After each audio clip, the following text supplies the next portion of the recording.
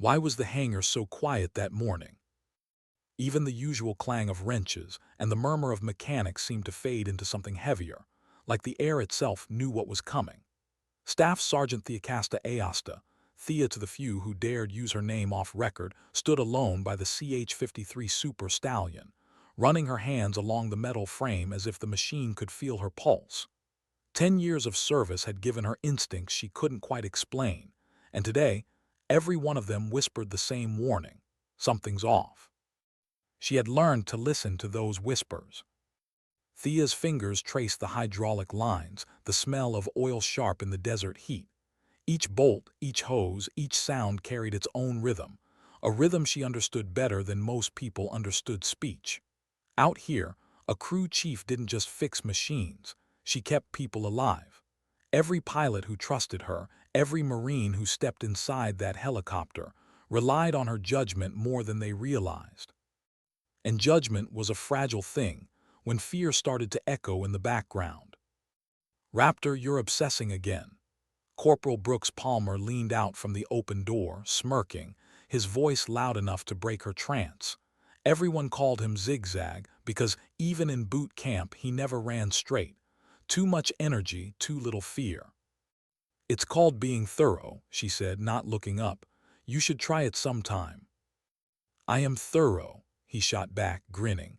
"I'm just not trying to win an award for Overachiever of the Month." Thea tightened one last coupling, wiped her hands on a rag, and finally met his eyes. "Twice is procedure. 3 times keeps us alive."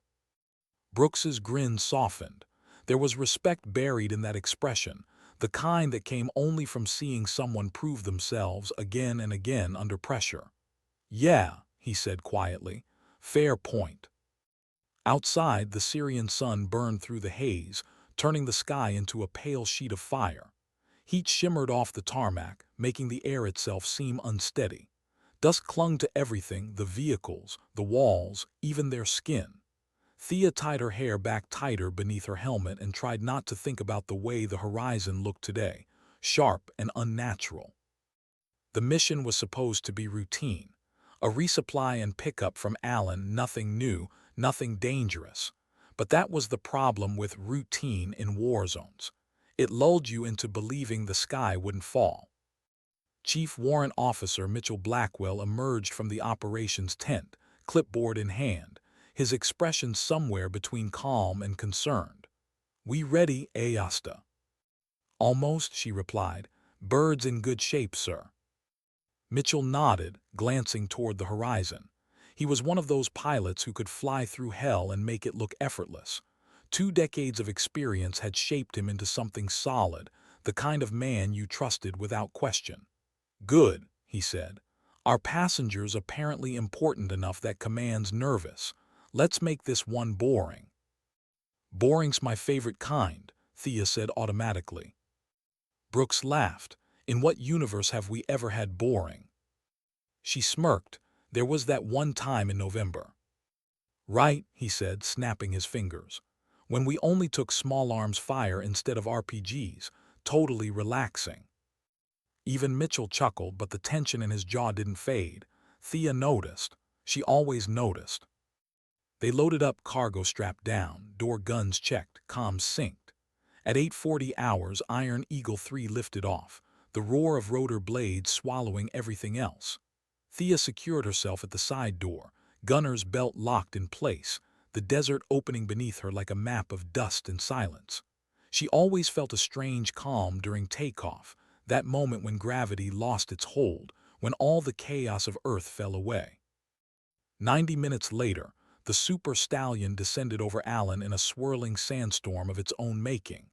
Marines below moved in practiced choreography, unloading cargo, signaling with gloved hands, their faces hidden behind goggles. Thea watched the process like she always did, eyes everywhere, counting, checking, thinking 3 steps ahead. Then she saw him, their passenger. Colonel Callum Mercer. His posture alone said everything. Career man, precise, no wasted movements. The kind of officer who carried the weight of secrets. A secure briefcase handcuffed to his wrist glinted in the sunlight. Thea's stomach tightened. Whatever he was carrying, it wasn't ordinary. He boarded without small talk, took his seat and fastened in.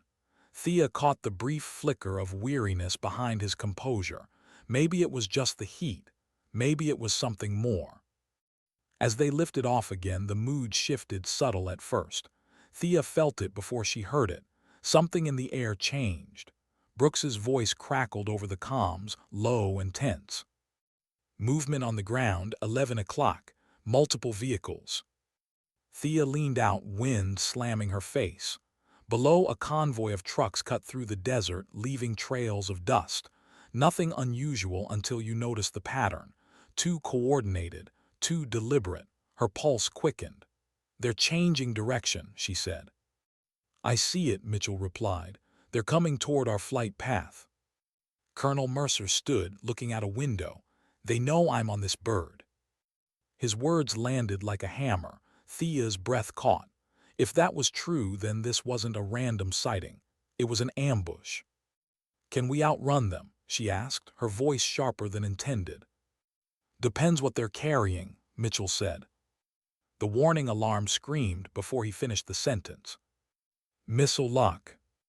"Countermeasures," Mitchell barked. Thea's training took over. Flares, manual release, evasive pattern, her hands moving faster than thought. The helicopter lurched violently as Mitchell dove for altitude, rotors clawing at the hot air. Through the open door, Thea saw the flash, the bright, unblinking streak of a surface-to-air missile cutting across the sky.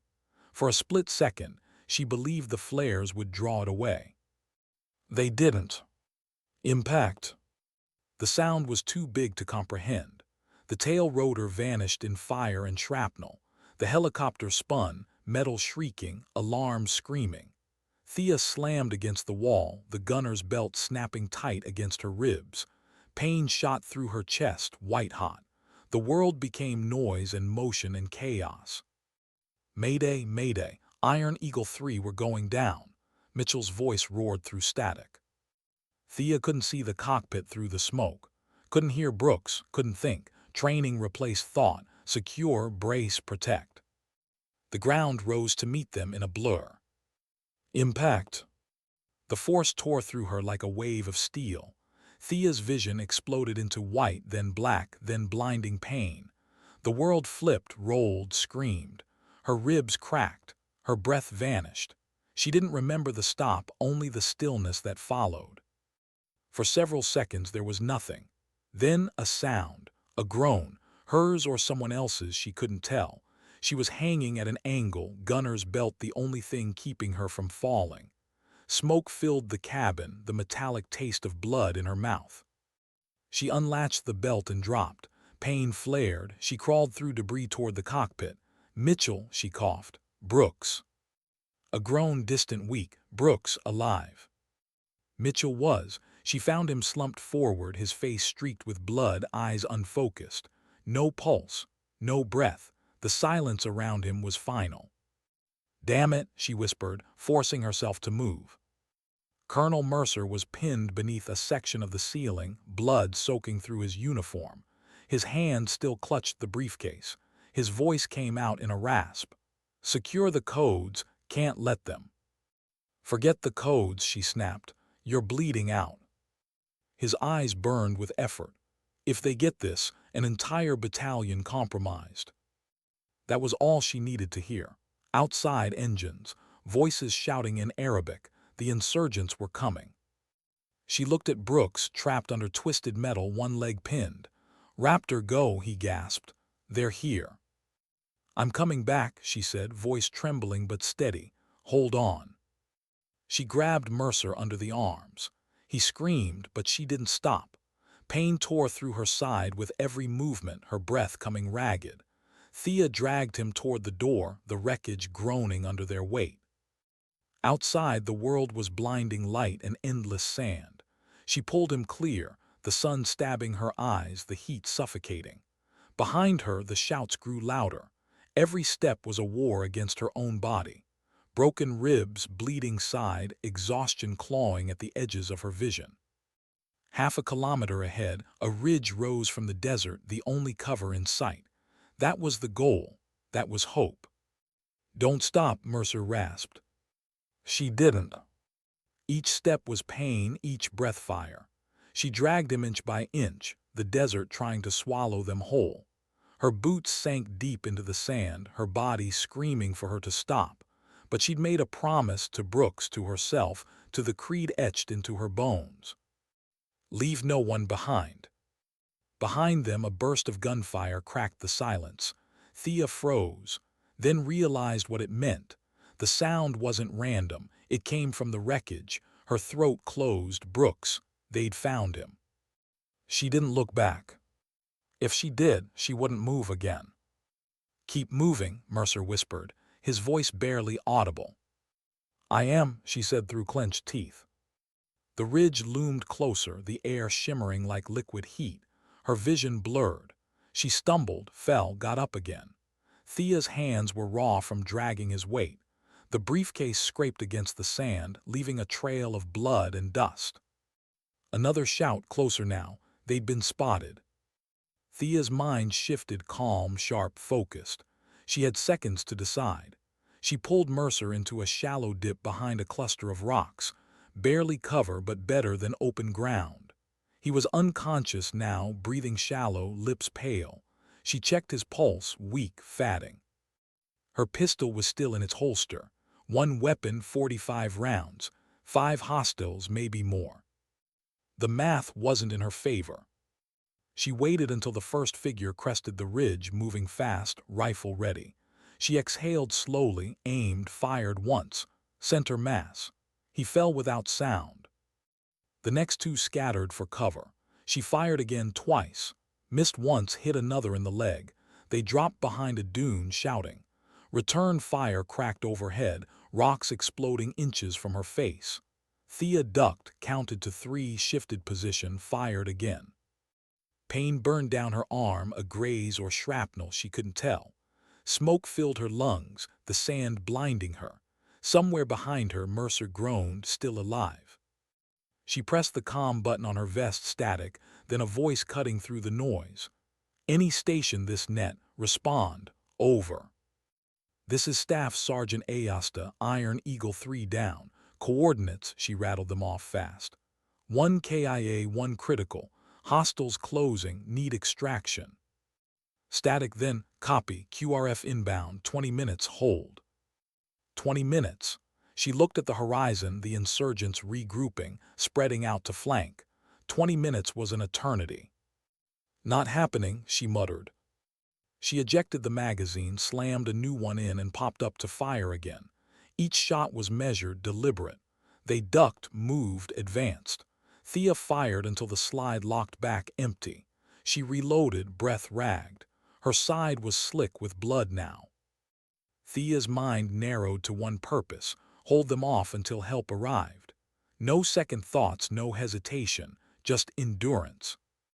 And somewhere between the shots, between the pain and the heat, between the fear of dying and the guilt of surviving, she felt something break, not in her body, but in her understanding of what courage really was. It wasn't the absence of fear. It was choosing to move through it. Minutes passed like hours. Thea's last magazine was half empty when she heard it, a low thump, rhythmic, distant but growing. Helicopter blades, the sound of salvation. The insurgents heard it too. Panic rippled through their ranks. They fired wildly, then ran. Thea stayed low, watching as an Apache appeared over the horizon, slicing through the sky like an avenging shadow. The ground shook as a Blackhawk descended behind the ridge. The last thing Thea remembered before her vision collapsed into darkness was a young Marine shouting her name, and the brilliant flare of orange smoke painting the sky above them. The desert faded away. And with it, her last thought, a quiet, desperate prayer that Brooks had somehow survived the sound she refused to look back at. Why was the hospital ceiling the first thing she saw when consciousness returned? White tiles, harsh fluorescent light, the low hum of machines, not the desert sky she expected. Thea tried to sit up, but pain clamped her ribs like steel bands. A gentle hand pressed her shoulder down. Easy, Sergeant, don't move too fast. The voice belonged to a Navy corpsman Petty Officer Cassidy Vaughn, if Thea caught the name right. Calm eyes, steady hands, the kind that had seen enough chaos to stay grounded in it. "You're at the field hospital, Fob Dust. You've been out about 8 hours, Cassidy explained. You remember what happened." Images crashed back, the missile, the spin, the heat dragging Mercer, the orange smoke. And Brooks. "Corporal Palmer," Thea rasped. "Did they?" Cassidy hesitated, that split-second pause Thea had seen medics use when truth hurt. "I'm sorry. The insurgents executed the survivors they found at the wreck. He didn't make it."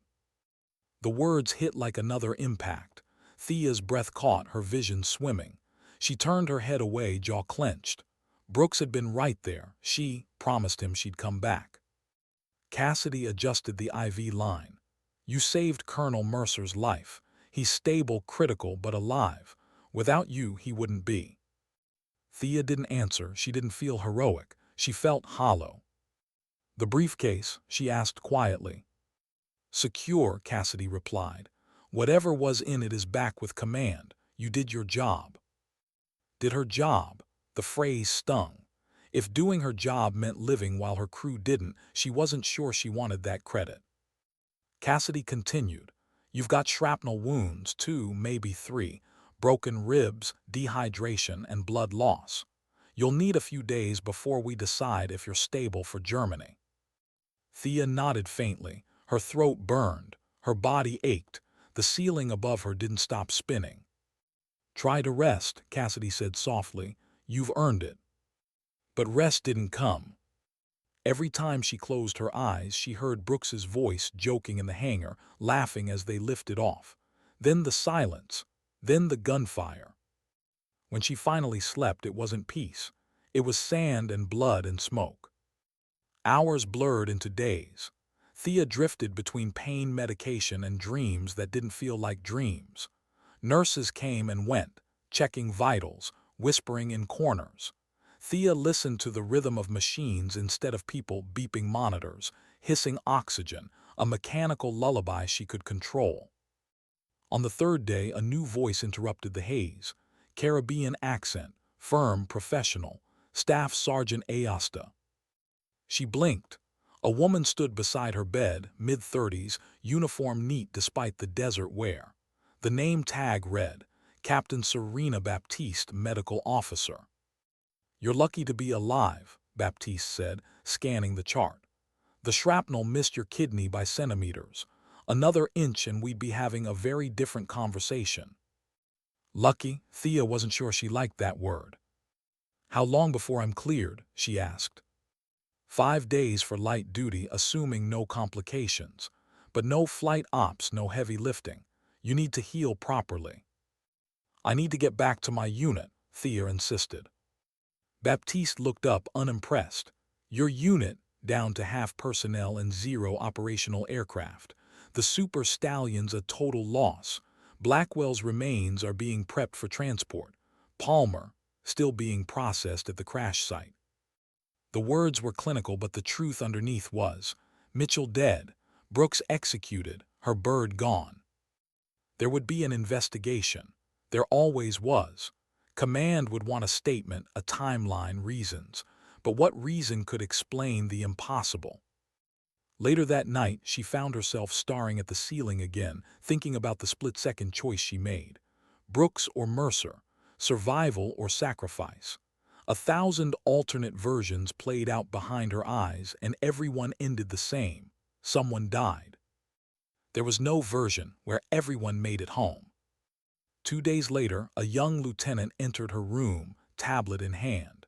He looked barely old enough to rent a car, but his uniform was crisp, his voice precise. "Staff Sergeant Aosta, I'm Lieutenant Reed Sullivan. I'll be taking your statement regarding Iron Eagle 3. He sat across from her and activated the recorder. "Whenever you're ready, describe the events as you recall them." Thea spoke, slowly at first, then like a dam breaking.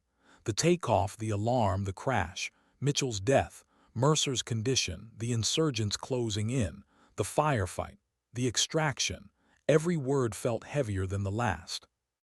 Sullivan didn't interrupt. He just listened, occasionally nodding timestamps. When she finished, silence filled the room like static. "You understand questions will be raised," he said finally, "about why you left Corporal Palmer." Thea met his gaze. He was pinned under 300 pounds of airframe. I had no tools, no time. The enemy was 30 seconds out. If I'd stayed, we'd both be dead and Mercer would have been captured. Sullivan's tone softened. Colonel Mercer's briefcase contained encrypted operational codes. Entire battalion at risk. If those codes were compromised, over 800 Marines could have been exposed. The number struck like a thunderclap. She, known it mattered, but not that much. 800 Marines. Sullivan continued quietly. "Initial findings support your decision. You'll be commended, not questioned." Commended, the word didn't fit inside her. After he left, she lay back and tried to absorb what he'd said. 800 lives. A battalion. Saved because she chose one man over another. The math didn't feel right. It never did. That night she forced herself out of bed. The pain was immediate and punishing, but it grounded her. The physical therapy building was half a walk away, quiet, dim, mostly empty before dawn. She started with small stretches, movements that reminded her what it felt like to be alive. Her ribs screamed, but she kept going until sweat soaked through her shirt. "You're going to tear something if you keep that up," a familiar voice said. She turned. Master Sergeant Salvador Cruz, her old instructor, the legend, the man who'd taught her everything she knew about aircraft and precision. He stood in the doorway, arms crossed, watching her with a faint smile. "Heard one of my best students got shot down. Figured I'd come see if you remembered anything I taught you." "I can't just lie in bed," she muttered. "Didn't say you should, but there's a line between recovery and self-destruction." He gestured toward the bench. "Sit." She obeyed grudgingly. "They told me about Palmer," Cruz said. "That's a heavy thing to carry." "I left him behind." The words were flat, empty. "I made the choice." "You prioritized the mission," he said quietly. "You saved intel that prevented hundreds of deaths. That's not abandoning a Marine, that's doing what had to be done." Thea shook her head. "Tell that to his parents." "I can't," Cruz said simply. "But I can tell you this, the intel you protected exposed a planned ambush. 53 Marines were supposed to move through Deir ez-Zor next week. That ambush, gone. Drone strikes hit it yesterday. 0 friendly casualties." Thea froze. "What?" "You heard me," Cruz said. "What you did saved them, Aosta. 53 Marines are alive because of you." She stared at the floor, the numbers turning over in her mind.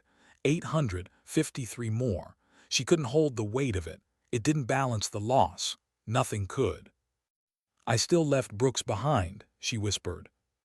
Cruz nodded. "Yeah, and that'll hurt for the rest of your life. But you made the right call. Don't let guilt trick you into forgetting that right and easy aren't the same thing." He stood, gave her shoulder a gentle pat. "When you're ready to fly again, call me. I'll make sure you get back up there." When he left, the silence returned, but it was different now. Not empty, just heavy with meaning. 53 Marines alive, because of her. That night she wrote Brooks's name in her notebook.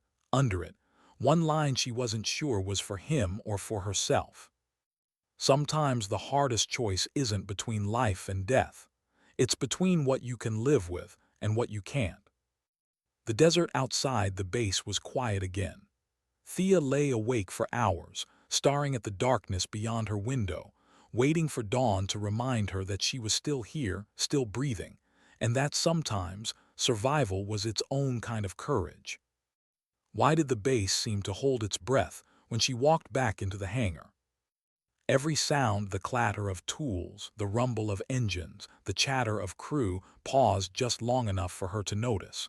Thea didn't need sympathy. She didn't need the whispers either. She just wanted the routine back, the noise, the work, the feeling that she belonged somewhere that made sense. It had been 19 days since the crash. Her ribs were healing, but the doctors said the deeper wounds, the ones people couldn't see, would take longer. She wasn't sure they were wrong. Still, when command cleared her for restricted duty, she showed up at dawn, wearing her flight suit like armor. Staff Sergeant Ayasta, a voice called from behind. It was Major Grayson, operations lead. You sure you're fit to be here?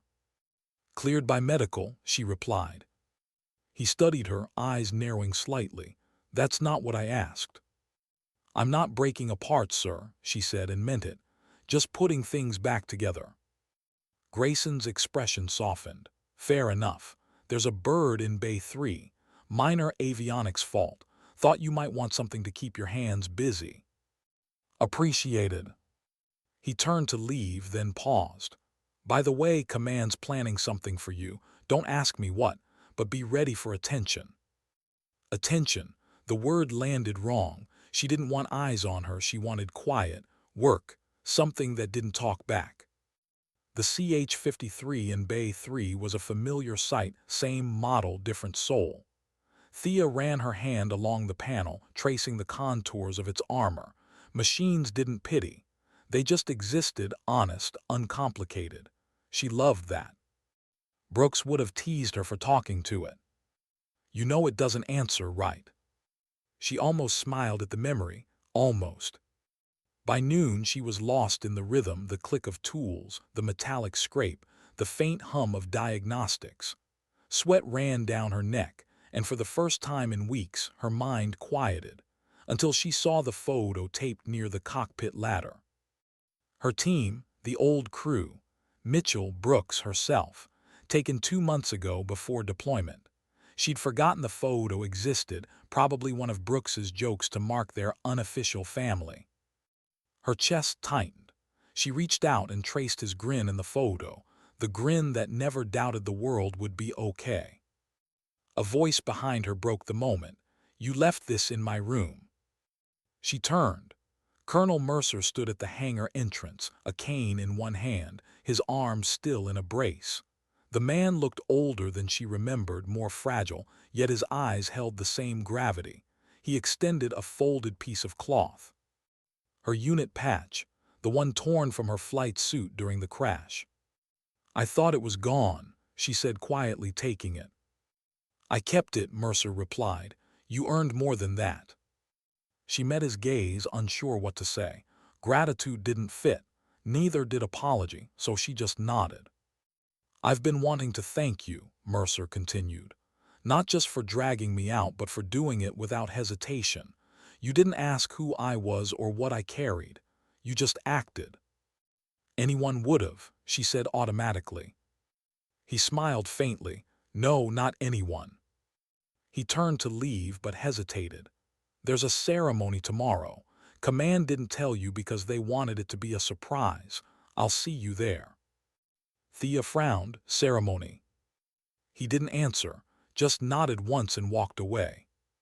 That night she sat on her bunk, the patch in her hands. The barracks were mostly empty, most of the unit deployed elsewhere. The silence felt heavier than gunfire. She turned the patch over and over, the edges rough against her fingertips. A ceremony. She didn't deserve one. Not when Brooks was gone. Not when Mitchell's name was on a flag she'd helped fold. But curiosity gnawed at her, quiet and persistent. What could they possibly honor, surviving? She slept little that night, caught between dreams and memories that blurred together. The crash, the drag, the orange smoke. Then Brooks's voice, always ending with the same words. You'll bring him home, Raptor. That's what you do. Morning came too fast. Thea, dressed in her cleanest uniform, polished her boots until she saw her reflection, a stranger wearing her face. She made her way to the main field, where a platform had been set up facing rows upon rows of Marines in formation. At first, she thought she'd misunderstood. There weren't a few dozen Marines. There were hundreds, rows stretching beyond sight. 800, maybe more, the same number she'd heard whispered when they told her about the codes she'd saved. 800 Marines standing in silence facing her. Thea froze. Major Grayson appeared beside her. "Didn't think I'd ever see you speechless," he said softly.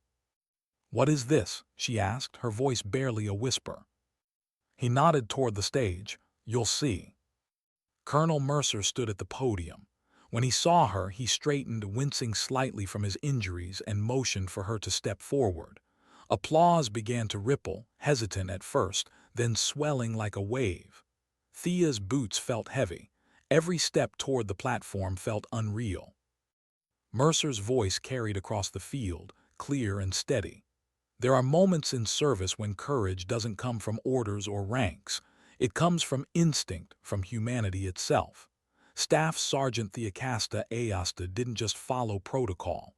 She acted when no one could have blamed her for stopping." He paused, looking at her. Because of her, critical data reached command. Because of her, an entire battalion, 800 Marines, lives to stand here today. The field was silent again, save for the desert wind. Thea's throat tightened. She wanted to disappear, to fade behind the rows, to whisper that she didn't deserve this. But Mercer continued. "In war, there are loud heroes, and then there are the quiet ones. The ones who carry the weight of loss, who never ask for recognition, who simply do what must be done." He turned to her. "Staff Sergeant Aosta, on behalf of every Marine standing here, and every family spared because of your actions, thank you." The salute that followed was unlike anything she'd ever seen. 800 Marines in perfect unison, lifting their right hands. The sound of it, the synchronized motion, the silence that followed pressed against her chest like a heartbeat. Thea couldn't move. Tears blurred her vision before she realized she was crying. She hadn't cried since the crash. She hadn't allowed herself. Cassidy was among the medics standing nearby, eyes shining. Even Major Grayson looked uncharacteristically still. Mercer stepped closer, lowering his voice so only she could hear. "I know what it cost you. I know what you lost out there. But I also know this: Brooks wouldn't have wanted you to carry his death as a burden. He'd have wanted you to remember what you saved." Thea swallowed hard. "I'm not sure I can." "You already have," he said gently. "You're standing here." Thea stood in silence as the Marines held their salute. The sound of wind and flags filled the air, a soft, steady rhythm. For a moment, it wasn't about medals or ceremonies or commands. It was about the faces around her, alive, breathing, present, and the one face missing from them all. Brooks. When the ceremony ended, Thea didn't stay for the photos or the speeches. She walked past the ranks, through the sea of uniforms, until the noise faded into the distance.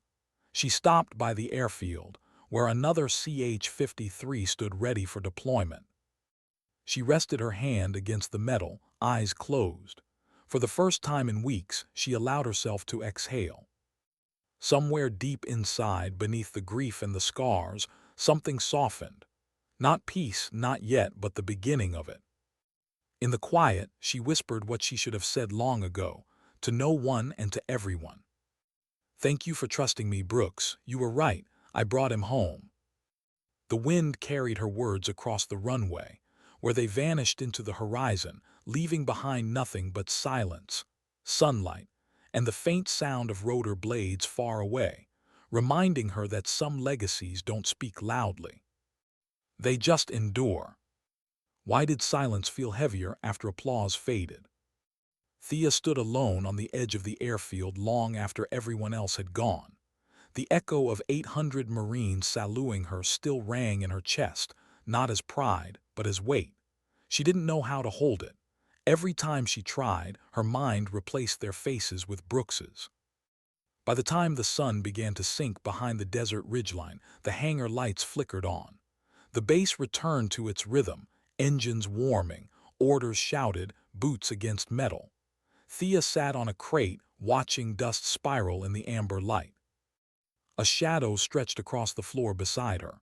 "Figured I'd find you here," Cassidy said, holding 2 mugs of coffee. "Strong enough to wake the dead, thought you might need it." Thea managed a faint smile. "You're a saint." Cassidy sat down beside her. They said you slipped out of your own ceremony. I wasn't built for standing ovations. Cassidy sipped her coffee. You're not supposed to be. You're supposed to be alive. That's enough. Thea didn't reply. The quiet between them wasn't uncomfortable, just real. Two women who'd seen too much, sitting still in the aftermath. After a while, Cassidy asked, "You ever think about what comes next?" Next, Thea tilted her head. There's always another flight, another repair, another order. That's not what I meant. Thea looked away. I know. Cassidy studied her. You don't have to stay here forever. You've already given more than most ever will. Thea's gaze drifted toward the runway, where a transport plane took off, its engines fatting into the night. If I stop moving, she said quietly, I'll have to start remembering. Cassidy nodded. That's fair, just don't confuse motion with healing. The words lingered long after Cassidy left. Later, Thea returned to her barracks. On her bunk, folded neatly, was a letter sealed with a command insignia. Inside, a reassignment order, Joint Special Operations Aviation Detachment, classified location. The signature at the bottom, Colonel Mercer. A note was attached in his handwriting. You've earned the right to choose, but if you accept, I need someone who can be trusted where trust is rare. M. She read it 3 times. A part of her wanted to refuse. She was tired. Another part, the part that never stopped listening to the hum of engines, couldn't ignore the pull. The same pull that had led her to drag Mercer across burning sand. By morning, she'd made her decision.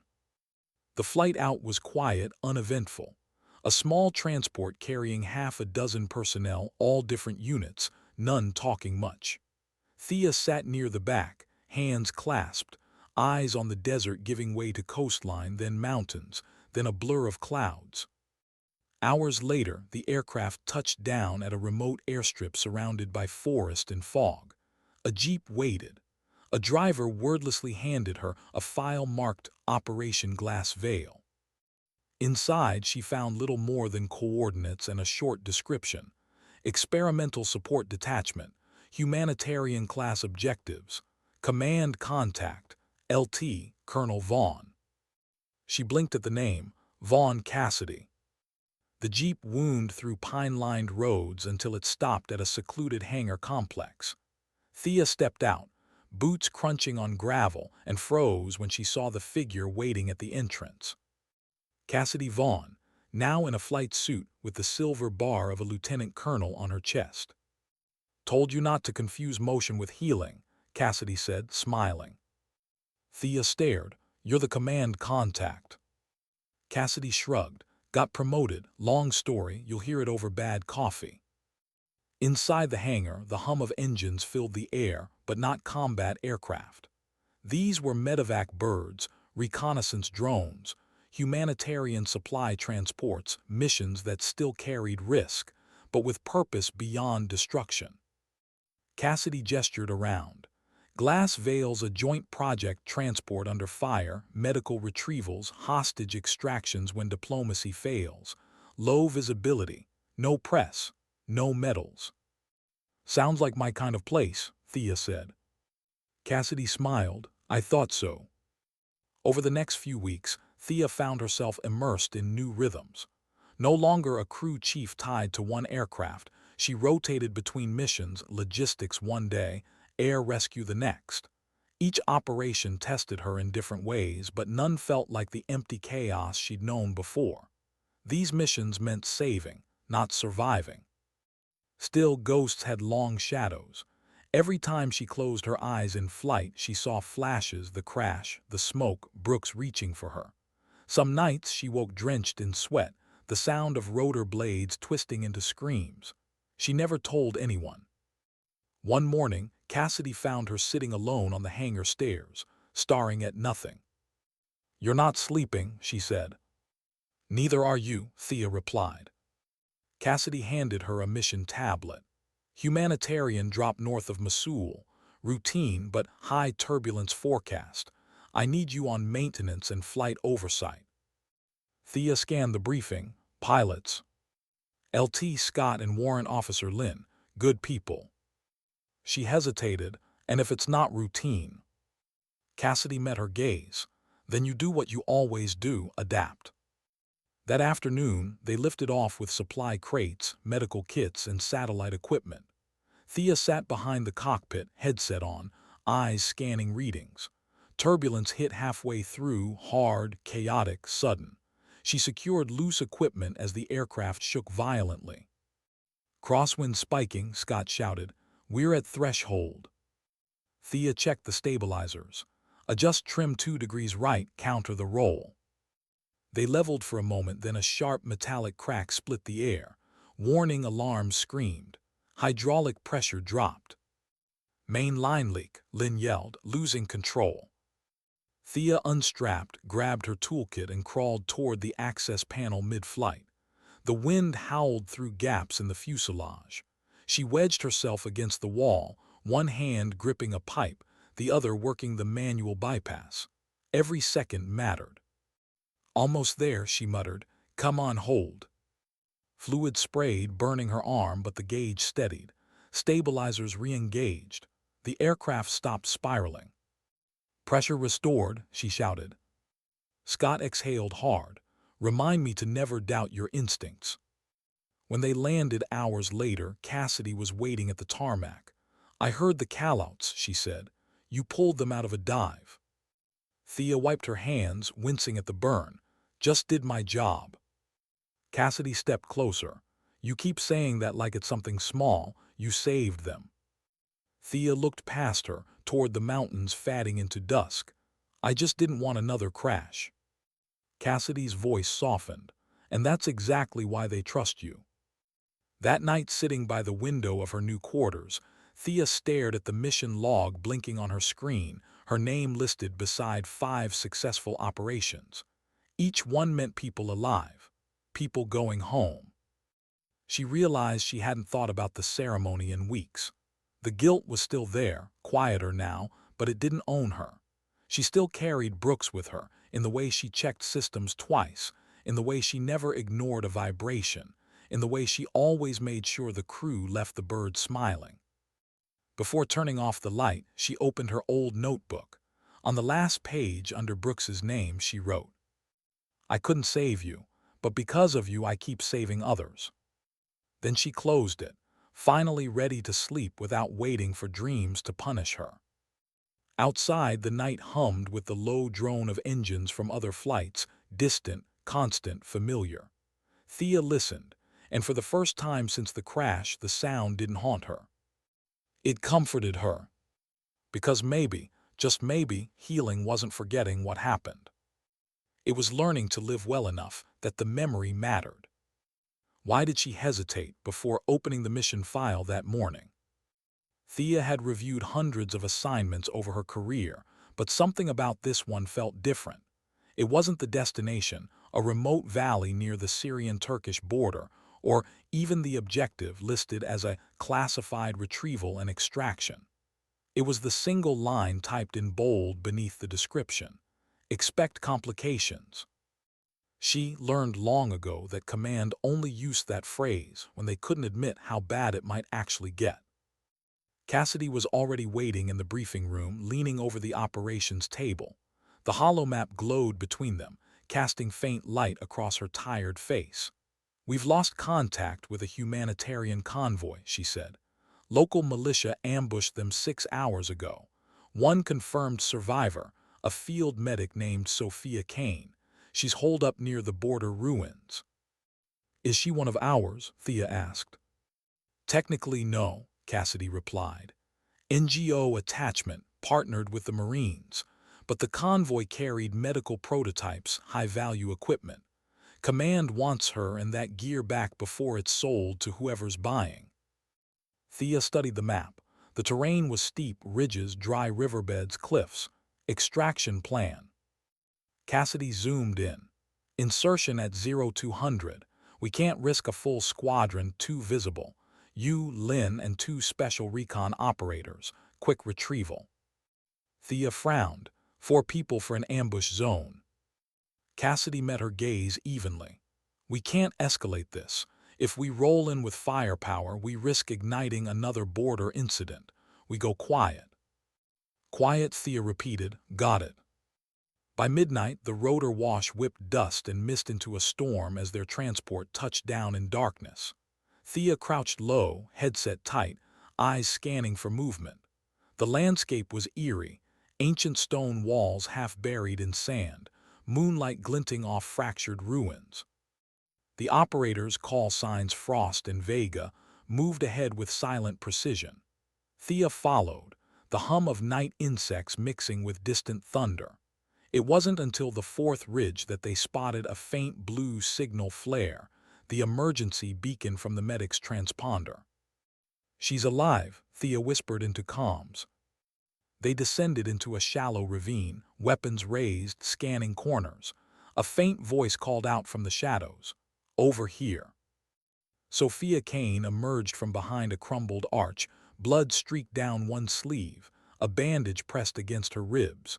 Her wide eyes flicked from Frost's rifle to Thea's face. You're not militia. No, Thea said. We're here to take you home. Sophia's relief was short-lived. The prototypes, she said, gesturing to a crate wedged beneath a fallen slab.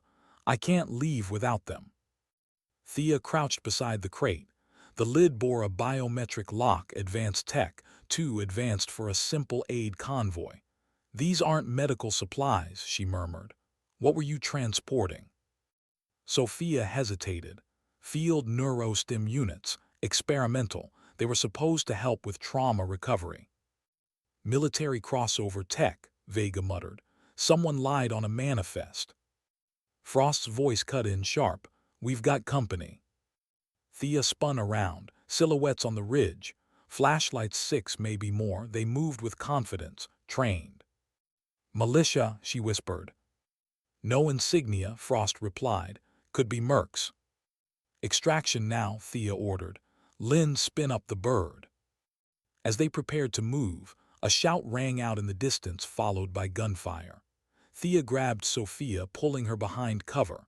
Rounds snapped overhead, stones splintering.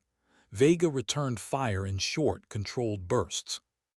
We're pinned, Vega yelled. Lynn, ETA, Thea barked into her comm. 2 minutes if I push it. Make it 1. She turned to Sophia. Can you run? Sophia nodded weakly. If I have to. You have to. They sprinted through the ravine, bullets striking the ground near their feet. The sound of rotor blades grew louder, salvation closing in. Lynn's chopper appeared over the ridge, spotlight cutting through dust. Thea lifted her flare and fired into the air, bright red against the night. Frost and Vega laid suppressive fire as Thea and Sophia reached the LZ. The chopper hovered low, back ramp open.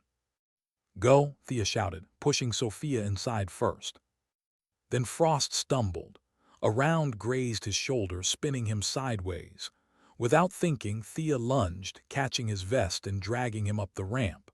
The door slammed shut, the aircraft lifting off. Lynn's voice came over comms, breathless. We're clear. Thea slumped against the wall, heart pounding. Frost pressed a hand to his bleeding arm, muttering something half grateful, half cursing. Sophia sat across from her, staring at the crate. If they'd taken those units, she whispered, they could have used them to break people instead of heal them. Thea met her eyes. That's why we don't let them. By the time they landed back at base, dawn had begun to color the horizon. Cassidy waited by the landing pad, arms crossed, expression unreadable. Status, she asked. 1 injured, all retrieved, Thea said. Crate secure. Cassidy nodded slowly. Good work, debrief in 30. As the others dispersed, Cassidy placed a hand on Thea's shoulder. You okay? Thea hesitated. I should be. But I recognized something tonight, she admitted quietly. That feeling when everything slows down, when you stop thinking about dying and just move. I thought I lost that after the crash. Turns out it never left. Cassidy studied her face. Does that scare you? Thea exhaled. A little. because I don't know if that means I've healed or if I've just learned to hide the broken parts better." Cassidy didn't answer right away. Then, gently, "Maybe it's both. Maybe healing isn't about fixing what's broken, it's about carrying it with purpose." Later, during the debrief, Colonel Mercer appeared on the conference screen. His tone was measured but proud. "You exceeded expectations again, Sergeant. Commands recommending commendation." Thea shook her head. "Respectfully, sir, I'd rather not." Mercer gave a faint smile. "Still allergic to praise, I see." "I just don't want a repeat of last time," she said softly. "What happened out there wasn't about medals. It was about doing what needed to be done." "Understood," Mercer replied. "Then consider it noted in silence." After the call, Thea sat in the dimly lit operations bay, the hum of generators surrounding her. She opened her notebook, the one with Brooks's name. Under her last note, she added a new line. "Maybe we don't heal by forgetting. Maybe we heal by choosing what our pain protects next." Outside, rain began to fall, rare and soft in the desert air. The droplets tapped against the hangar roof like slow applause. Thea tilted her face toward the sound, closing her eyes. For the first time, she didn't see the crash when she blinked. She saw the people she'd saved. The ones who'd go home. The ones who'd wake up tomorrow because she hadn't stopped. And she finally understood what Cassidy meant. That motion wasn't escape anymore. It was redemption. Why did the rain always make her remember? It was supposed to be cleansing, but for Thea, the sound carried ghosts. The steady patter against metal reminded her of rotor blades, of wind slicing through smoke. Every storm drew her back to that day in the desert, even as new missions filled her life. But this rain was different. It was cooler, gentler, the kind that carried the scent of earth instead of ash. She stood just outside Hangar 2, watching droplets slide down her gloves, her reflection warping in the puddles at her boots. Behind her, engines rumbled to life for another operation. Cassidy's voice echoed from inside. "You planning to come in, or just stare at the weather like it's going to answer you?" Thea turned slightly. "Depends on the question." Cassidy crossed her arms, eyebrow raised. "What's the question?" Thea hesitated. "How many missions does it take before you stop measuring time by the one that broke you?" Cassidy's expression softened. "When you figure that out, let me know. I've been asking the same thing since Fallujah." Thea gave a faint smile. "I'll add you to the research group." They stood in silence for a while, listening to the rain. Then Cassidy handed her a tablet. "You've been requested for assignment Amber Line. Optional, but I'm recommending you." "Optional usually means dangerous," Thea said, scanning the file. "It's not combat," Cassidy replied. "It's training, mentorship rotation at Quantico. Command wants you to teach crisis aviation response." Thea blinked. "You want me to teach?" Cassidy shrugged. "They're looking for someone who's lived it, not just survived but learned something from it. You fit the description." She stared at the screen for a long time. The idea of leaving the field, even temporarily, felt foreign, like stepping out of motion might make everything crash down again. "You really think I can stand in front of a class and talk about what happened?" Cassidy looked at her steadily. "You don't have to talk about it. Just show them what strength looks like after." That night Thea walked the perimeter alone. The rain had stopped, but the air was heavy and damp, the smell of wet metal sharp. She thought about Brooks, how he'd always joked about becoming an instructor if he made it to 30. "You'd be the terrifying one," he'd told her once, laughing. "I'd be the fun one." Maybe this was the universe's way of finishing the promise for both of them. She accepted the assignment. Quantico was different from the desert. The pace was slower, the noise softer. Yet there was a different kind of tension, the restless energy of recruits trying to prove themselves. Thea's arrival stirred quiet whispers. Her reputation had traveled faster than she had. "Is that her?" she overheard one cadet whisper. "The one from Iron Eagle 3. She didn't correct them. She just nodded in acknowledgement and kept walking. Her first day teaching was rough. 25 trainees, fresh faces, eager and uncertain. She stood before them, arms crossed, posture firm. The lesson plan glowed on her tablet: aircraft emergency protocols, human factor decision-making. But when she started speaking, she realized she couldn't just recite procedure. She had to give them something real. So she told a story. "Sometimes," she began, voice steady but quiet, "it's not the checklist that saves you. It's the part of yourself that refuses to freeze."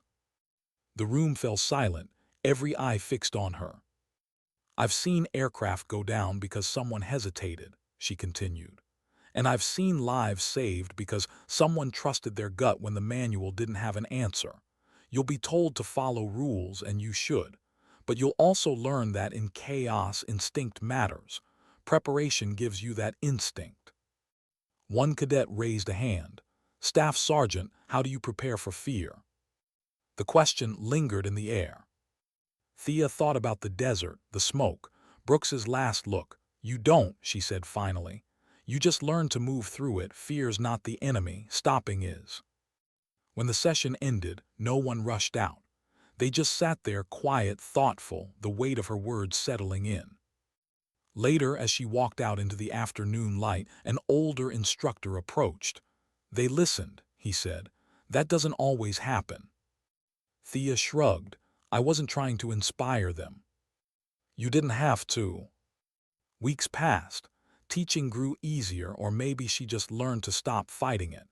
Every lecture became a reflection. Every question reminded her of choices she'd made and the ones she couldn't unmake.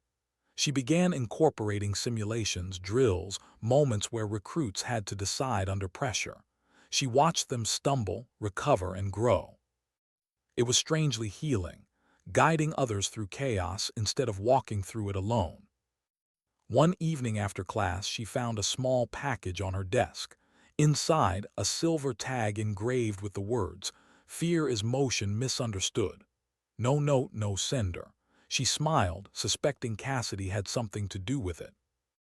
That night she sat outside the training barracks, watching young aviators jog under the floodlights, shouting cadence into the warm night air. For the first time in a long time, she didn't feel separate from life. She felt part of it again. 2 months later, she was invited back to D.C. for an internal commendation, low profile, small group. She almost declined, but Cassidy called personally. "You should come," she said. "There's someone who wants to see you." Thea sighed. "You're not going to tell me who, are you?" "Nope." When she arrived at the defense building, she immediately spotted Colonel Mercer, now promoted, walking with a cane but steady as ever. He smiled when he saw her. "Still allergic to ceremonies?" "Chronically," she replied. He chuckled. "You'll survive this one, come on." Inside, a small gathering awaited, not officers, not brass. Just faces she didn't expect to see. Survivors from missions she'd flown since joining Glass Veil. Pilots, medics, engineers, people she'd helped extract, repair, or train. Cassidy stood near the front, beaming. "You said you didn't want medals," she told Thea, "so we did something different." Mercer stepped forward, holding a folded flag. "This," he said, "is from the battalion you saved. They've kept it flying since that day. They asked me to give it to you not as a trophy, but as a reminder. Every thread in this flag represents a life still breathing because you refused to stop." Thea reached for it, her hands trembling slightly. The weight of the cloth was heavier than she expected, heavy with meaning, with memory, with gratitude that words could never fully capture. She couldn't speak, so she just nodded. Cassidy said softly, "Brooks would have liked that." Thea smiled through the blur in her vision. Yeah, he would have. After the gathering, she walked outside, flag folded in her arms. The city lights shimmered across the Potomac, reflecting like fractured stars. She took a long breath, and for the first time since the crash, it didn't hurt to exhale. Standing there in the glow of passing headlights and quiet wind, she whispered something no one else could hear. I didn't save them alone. He was there too. The flag fluttered slightly in her hands, and though she knew it was only the wind, she chose to believe it was something more. A reminder that the dead never truly vanish when their purpose continues through the living. Sometimes, she realized, dignity doesn't need to speak. It simply acts. Why did quiet moments feel the most dangerous now? For Thea, stillness was no longer peace. It was memory waiting to strike. 2 months at Quantico had softened some of the edges, but she'd learned that healing wasn't about forgetting.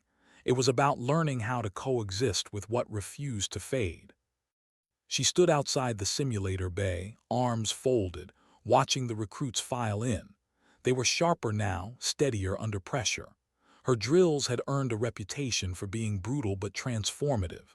Some of them called her Iron Raptor, a nickname she pretended to dislike but secretly found grounding. It reminded her that the sky still recognized her. "Ma'am," one cadet called, "are we doing live fire sim today or the blackout module?"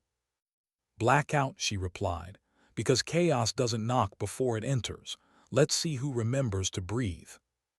The simulation began, a sudden engine failure, alarms screaming, visuals spinning. She observed from the control deck, eyes flicking between monitors. One trainee panicked, freezing mid-command. The others shouted over each other. Thea leaned into the mic.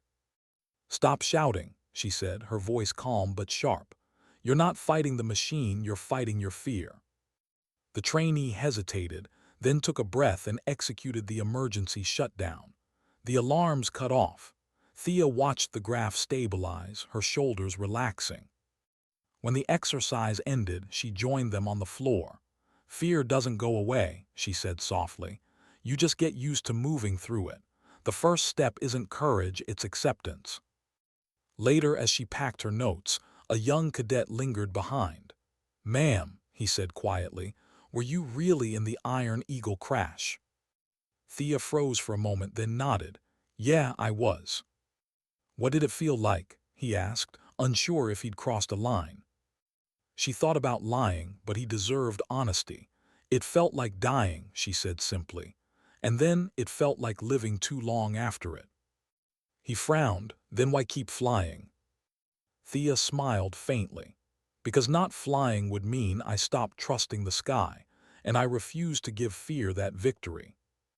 The cadet nodded slowly, as if the answer was heavier than he expected. When he left, Thea sat for a while in the empty bay, the hum of cooling systems echoing like distant rotors. She realized something then. For the first time, her story wasn't just her burden anymore. It was becoming a tool, a map for others. That mattered. That night she received a coded message from Cassidy. "Need you back in the field. Glass Veil redeployment. 1 week." Her pulse quickened, not with fear but recognition. She missed the rhythm, the roar, the endless motion that once haunted her. But this time it didn't feel like running away. It felt like coming full circle. 7 days later, Thea stepped off the transport at a forward outpost nestled in the Afghan foothills. The air smelled of dust and aviation fuel, familiar, almost nostalgic. Cassidy was there waiting, grinning. "Didn't think you'd actually show," she said. "Neither did I," Thea replied, shouldering her pack. "But I figured the universe wasn't done testing me yet." Cassidy laughed. "You're not wrong. Welcome back to chaos." Inside the briefing tent, screens flickered with satellite images. Colonel Mercer appeared on the main display, his voice grainy but unmistakable. "Welcome back, Staff Sergeant. We've got a developing situation down aircraft near hostile terrain. We believe there are survivors." The words "downed aircraft" made Thea's pulse hitch. Cassidy caught her glance, silent understanding passing between them. "Coordinates?" Thea asked. Mercer nodded. "Sending now. You're to oversee aerial recovery and perimeter integrity. Command trusts your experience. And Thea, don't let the past distract you from the mission." "I won't, sir," she said quietly. When the feed cut off, Cassidy leaned closer. "You sure you're ready for this?" "No," Thea admitted, But that's never stopped me before. Hours later, she was back in her element, headset snug, gear packed, aircraft humming beneath her. The mountains glowed under moonlight, their edges sharp and silver. As they lifted off, she glanced at the empty co-pilot's seat and felt a strange comfort. Brooks's voice whispered in her memory, "You'll bring them home, Raptor." The recovery zone was chaos, the wreck smoldering on a ridge, fire licking through twisted metal. Thea's team rappelled down, moving fast through smoke. She found one survivor pinned under debris, a pilot, barely conscious. "Stay with me," she whispered, wedging a metal bar beneath the wreck. Her muscles strained, ribs screaming from old injuries, but she didn't stop until he was free. When they lifted off again, the pilot was stable, breathing. Thea sat beside him, blood streaked across her gloves. The roar of the rotors surrounded her like a heartbeat. Cassidy's voice crackled in her headset. "You okay?" "Yeah," Thea said, "just thinking." "About what?" "About how full circles aren't endings," she said softly. "They're just second chances disguised as old scars." When they landed, dawn was breaking over the mountains, a golden light cutting through smoke, turning the world almost beautiful again. Thea stepped out, hands trembling, eyes damp from exhaustion. Around her, medics rushed, crews shouted, engines whirred, but inside her there was only quiet. Not the heavy, haunted kind, but the quiet that comes when you finally stop fighting the past and let it live beside you. Cassidy walked up, mud on her boots, exhaustion in her eyes. "You did good, Raptor." Thea smiled faintly. "We did good." Cassidy chuckled. "You know what I think." "What's that?" "I think you finally stopped trying to forget the fire and started using it to light the way." Thea looked back at the wreck one last time. The sun had risen fully now, painting the clouds in shades of amber and gold. She felt the warmth touch her skin, the same warmth she'd once thought she'd never feel again. Maybe that was what healing really was, not escaping the storm, but learning how to walk in the rain without drowning. And as she watched the sky, engines roaring in the distance, she whispered what had become her truth. "Some wounds don't fade, they just teach you how to fly differently." And for the first time, she believed it. Why did endings always feel like takeoffs? That strange stillness before everything lifts, the hum beneath the skin, the whisper of what's been left behind. Thea stood on the tarmac, dawn light painting the horizon in soft gold. The air carried that familiar scent, jet fuel, metal, and rain-soaked dust. It should have felt like just another departure, another mission. But it didn't. Because this time, she wasn't running toward something broken. She was walking toward something whole. Her deployment bag sat beside her, the flag Mercer had given her folded neatly inside. Cassidy approached, a mug of coffee in one hand, tablet in the other. "You really are incapable of sitting still," she said, half smiling. Thea took the mug. "Standing still feels too much like stopping." Cassidy raised a brow. "And what's wrong with stopping for once?" "Nothing," Thea said, "as long as you've earned the right to start again." Cassidy studied her for a long moment. "You're not the same person who dragged a colonel through a desert." "No," Thea agreed, "but I think she'd finally be proud of who I became." They stood in silence as the engines of a nearby helicopter came alive. Thea's new assignment, a rotation with the Joint Humanitarian Task Wing, was different from anything she'd done before. It wasn't about war or survival or proving herself. It was about rebuilding. Cassidy handed her a sealed envelope. "Mercer asked me to give you this before you go." Thea tore it open. Inside was a single sheet, Mercer's handwriting sharp but uneven. "Staff Sergeant Aosta, you once told me courage wasn't the absence of fear. You were right. What you've done since proves that strength isn't about surviving the fire, it's about choosing who you are after the smoke clears. You've saved more than lives, Thea. You've reminded people what quiet courage looks like. Wherever you go next, carry that truth with you. The world still needs it." Thea folded the letter carefully and tucked it beside the flag. She didn't say anything, but Cassidy saw the glimmer in her eyes. "You ready?" Cassidy asked. Thea nodded. "Yeah, this time I think I actually am." As she walked toward the waiting aircraft, flashes of memory brushed past her. Brooks's grin, Mitchell's steady voice, the chaos of the crash, the silence of the desert, 800 Marines standing tall. All the ghosts that had once haunted her now felt like quiet companions walking beside her. The engines roared, the ramp lifted, and for a heartbeat she stood at the edge between the earth and the sky, between who she was and who she'd become. Then she stepped forward. Inside the cabin, the younger crew greeted her with nervous respect. One of them, barely 20, asked, "Ma'am, you've been flying longer than most of us have been alive. You ever get used to it?" Thea smiled. "No, and that's the point." The helicopter lifted, slicing through the pale morning light. The ground fell away, the base shrinking beneath them until it was just a shape in the distance. The world stretched wide, endless, the same sky that had once terrified her now felt like a promise. She watched the sun break through the clouds, a sharp brilliance scattering gold across the horizon. And somewhere in that light, she felt it, not just the memory of Brooks, but the echo of every hand she'd pulled back from the edge, every life that had touched hers, every quiet victory born out of loss. Cassidy's voice came over the comms. "Raptor, you copy?" "Loud and clear," Thea said, eyes fixed on the horizon. "Feels like a good day to fly." "It always is," she replied. As the aircraft climbed higher, the clouds opened up, vast and blinding, like the heavens themselves had decided to welcome her back. She closed her eyes for a moment, feeling the hum through the floor, the pulse of the machine, the rhythm she'd lived by for so long. When she opened them again, the world below was nothing but light and motion.